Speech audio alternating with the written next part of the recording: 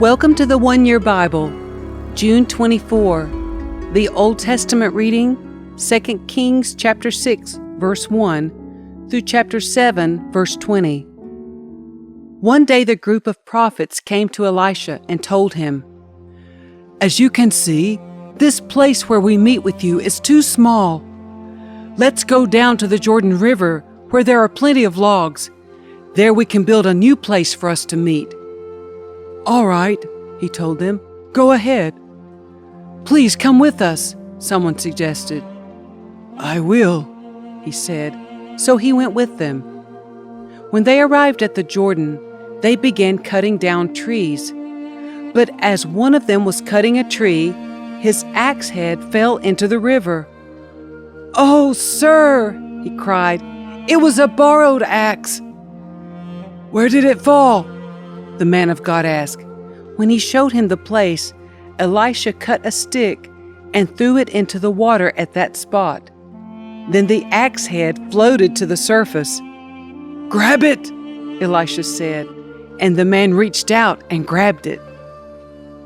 When the king of Aram was at war with Israel, he would confer with his officers and say, "We will mobilize our forces at such and such a place." But immediately Elisha, the man of God, would warn the king of Israel, "Do not go near that place, for the Arameans are planning to mobilize their troops there." So the king of Israel would send word to the place indicated by the man of God. Time and again Elisha warned the king so that he would be on the alert there. The king of Aram became very upset over this. He called his officers together and demanded, "Which of you is the traitor? Who has been informing the king of Israel of my plans?" "It's not us, my lord the king," one of the officers replied. "Elisha, the prophet in Israel, tells the king of Israel even the words you speak in the privacy of your bedroom." "Go and find out where he is," the king demanded, "so I can send troops to seize him." And the report came back, "Elisha is at Dothan." So one night the king of Aram sent a great army with many chariots and horses to surround the city. When the servant of the man of God got up early the next morning and went outside, there were troops, horses, and chariots everywhere. "Oh, sir, what will we do now?" the young man cried to Elisha. "Don't be afraid," Elisha told him, "for there are more on our side than on theirs." Then Elisha prayed, "Oh Lord, open his eyes and let him see." The Lord opened the young man's eyes, and when he looked up, he saw that the hillside around Elisha was filled with horses and chariots of fire. As the Aramean army advanced toward him, Elisha prayed, "Oh Lord, please make them blind." So the Lord struck them with blindness as Elisha had asked.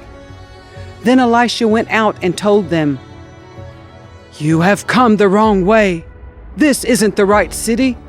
Follow me and I will take you to the man you are looking for." And he led them to the city of Samaria. As soon as they had entered Samaria, Elisha prayed, "Oh Lord, now open their eyes and let them see." So the Lord opened their eyes, and they discovered that they were in the middle of Samaria.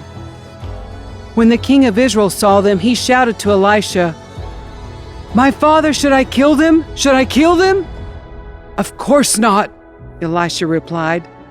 "Do we kill prisoners of war? Give them food and drink and send them home again to their master." So the king made a great feast for them and then sent them home to their master. After that, the Aramean raiders stayed away from the land of Israel. Sometime later, however, King Ben-Hadad of Aram mustered his entire army and besieged Samaria. As a result, there was a great famine in the city. The siege lasted so long that a donkey's head sold for 80 pieces of silver, and a cup of dove's dung sold for 5 pieces of silver.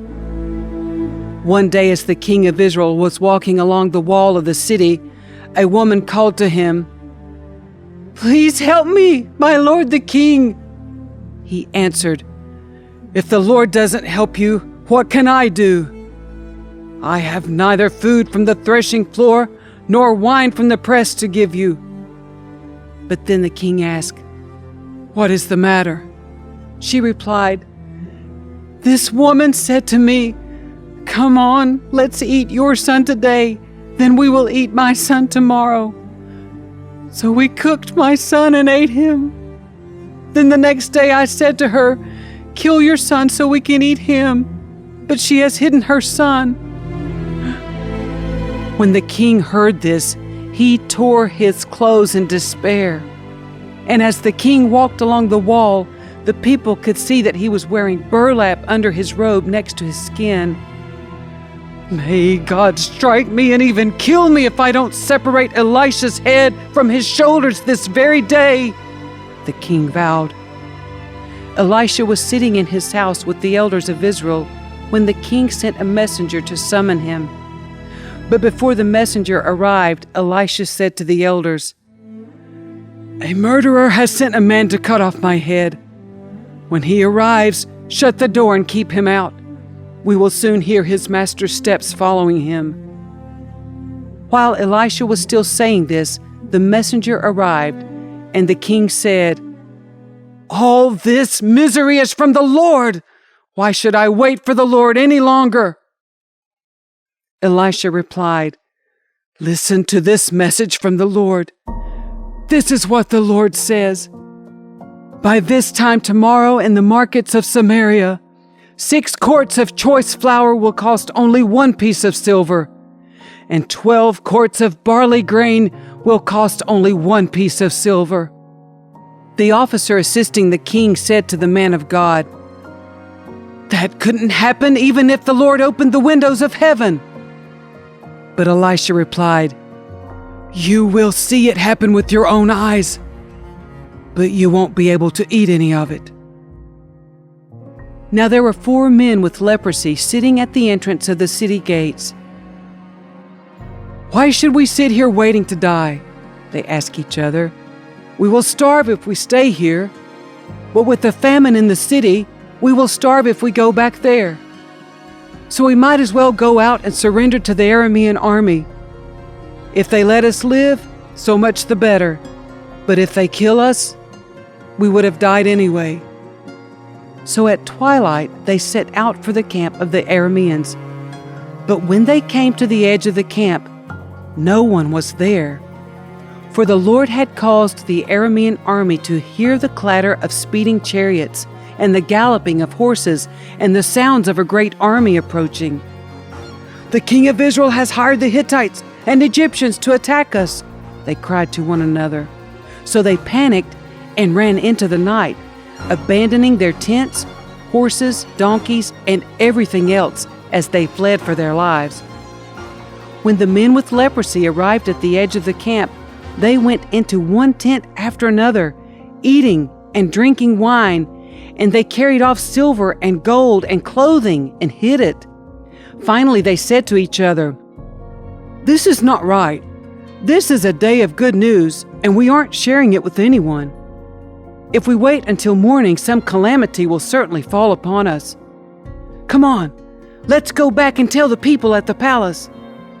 So they went back to the city and told the gatekeeper what had happened. "We went out to the Aramean camp," they said, "and no one was there. The horses and donkeys were tethered, and the tents were all in order, but there wasn't a single person around." Then the gatekeepers shouted the news to the people in the palace. The king got out of bed in the middle of the night and told his officers, "I know what has happened. The Arameans know we are starving, so they have left their camp and have hidden in the fields. They are expecting us to leave the city, and then they will take us alive and capture the city." One of his officers replied, "We had better send out scouts to check into this. Let them take 5 of the remaining horses. If something happens to them, it will be no worse than if they stay here and die with the rest of us." So 2 chariots with horses were prepared, and the king sent scouts to see what had happened to the Aramean army. They went all the way to the Jordan River, following a trail of clothing and equipment that the Arameans had thrown away in their mad rush to escape. The scouts returned and told the king about it. Then the people of Samaria rushed out and plundered the Aramean camp. So it was true that 6 quarts of choice flour were sold that day for 1 piece of silver, and 12 quarts of barley grain were sold for 1 piece of silver, just as the Lord had promised. The king appointed his officer to control the traffic at the gate, but he was knocked down and trampled to death as the people rushed out. So everything happened exactly as the man of God had predicted when the king came to his house. The man of God had said to the king, "By this time tomorrow in the markets of Samaria, 6 quarts of choice flour will cost 1 piece of silver, and 12 quarts of barley grain will cost 1 piece of silver." The king's officer had replied, "That couldn't happen even if the Lord opened the windows of heaven." And the man of God had said, "You will see it happen with your own eyes, but you won't be able to eat any of it." And so it was, for the people trampled him to death at the gate.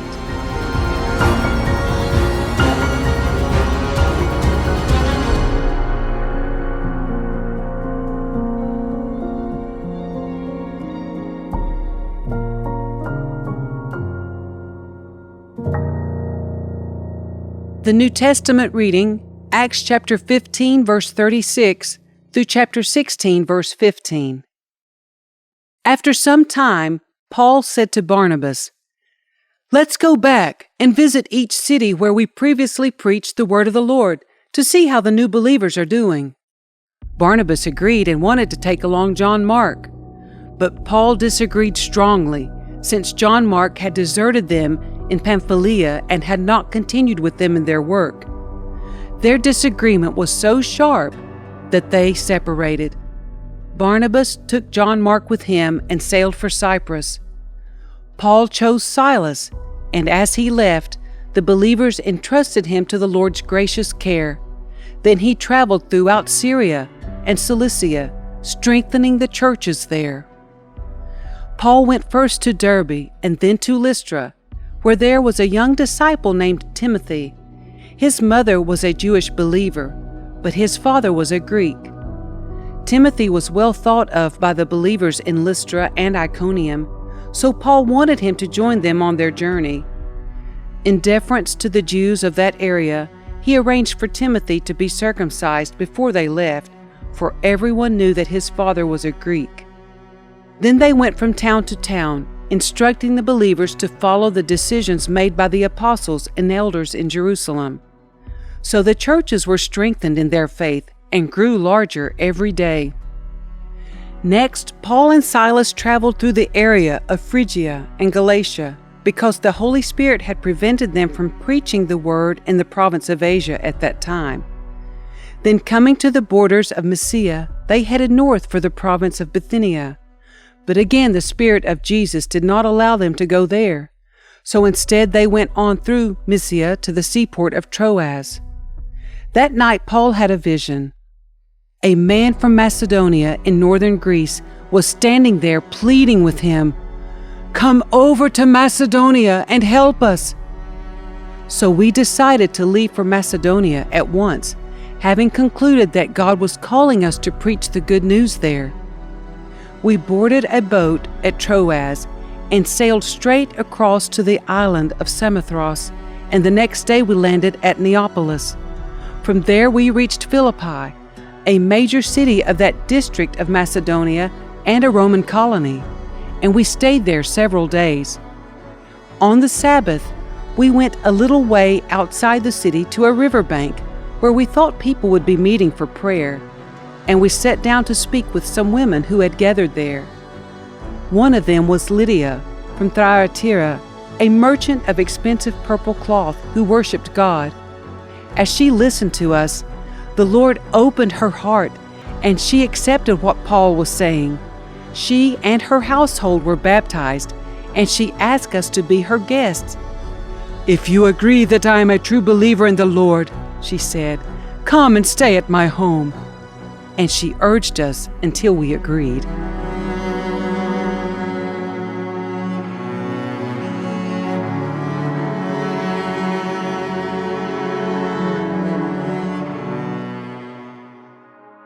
Psalm 142, verses 1 through 7.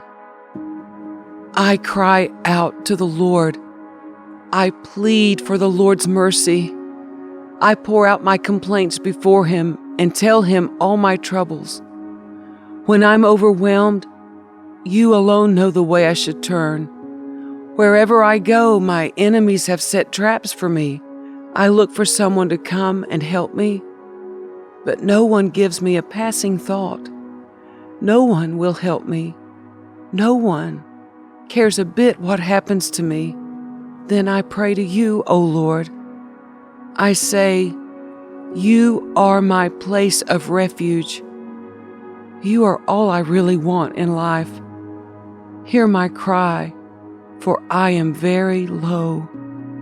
Rescue me from my persecutors, for they are too strong for me. Bring me out of prison so I can thank You. The godly will crowd around me, for You are good to me.